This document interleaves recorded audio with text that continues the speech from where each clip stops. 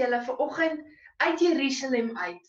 En ons stukkie waarna ons gaan kyk, kom uit Nehemia. Nou Nehemia is in die Ou Testament, net voor Ester, daar by so 'n klomp klein boekies. So vra vir mamma en pappa om julle dalk bietjie te help. Nou Nehemia was 'n belangrike ou gewees. Hy het in die Persiese hof gewerk. Hy was 'n bekerdraer.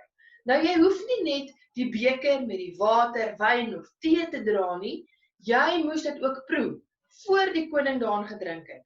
Want het julle geweet in daardie tyd, was dit algemeen, dat ouens dalk die konings wou vergiftig. So as jy niks oorgekom het nie, was dit dan veilig vir daardie koning, om daarvan te drink. Nou dit is vir my 'n baie skerry werk, om myself, my eie gesondheid, tweede te stel, om die koning te kan beskerm, om ons land te kan beskerm. En dit is hoekom ek Nehemia vandag gekies het. Want soms kom ons in 'n situasie, waar daar konflik is, en onthou konflik beteken, as ek en jy nie saamstem oor 'n ding nie.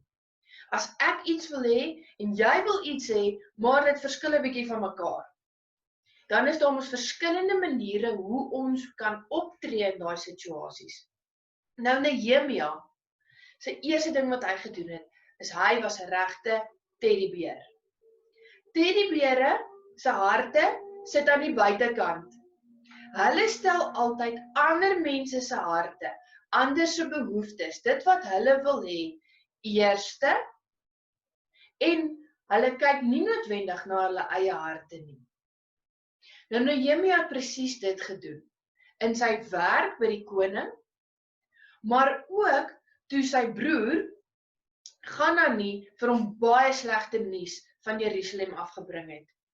Hulle vriende en familie, hulle volk was besig om aan hierdie muur hier agter te bou. En dit het bitter sleg met die ouens daar gegaan. Hulle het verskriklike baie geld verloor en moes leen en kon dit later nie terugbetaal nie, en daar was baie hoë rentes. En ek gaan later vir julle 'n bietjie van die rente ding verduidelik. Nou weet julle wat het Nehemia gedoen toe hy hoor van hierdie terrible goed wat aangaan? Hy het gegaan en vir 4 maande gedink, gebid en hier en daar met slim ouens gaan praat. Want weet julle wat? Ons moet geduldig wees. Dis nie nodig vir ons om altyd dadelik iets uit te sorteer nie. Nehemia kom leer vir ons dat as ons gedink en gebid en gewag het, daai pausknoppie, onthou julle van hom gedruk het, dan wag ons tot op die regte tyd en wanneer ons 'n goeie plan het. Nou Spreuke 29 vers 11 leer vir ons ook, 'n dom mens verloor altyd sy meer, oral, en 'n wyse mens kan homself beheer. 'n Wyse mens kan pos druk. Spreuke 17 vers 7 leer ook vir ons, wie let op wat hy sê, verstaan wat wysheid is. Wie sy meer in toom hou, ken die regte lewenstyl. So nog 2 keer in die Bybel kom leer dit vir ons, Hawkeye ouens, wees geduldig.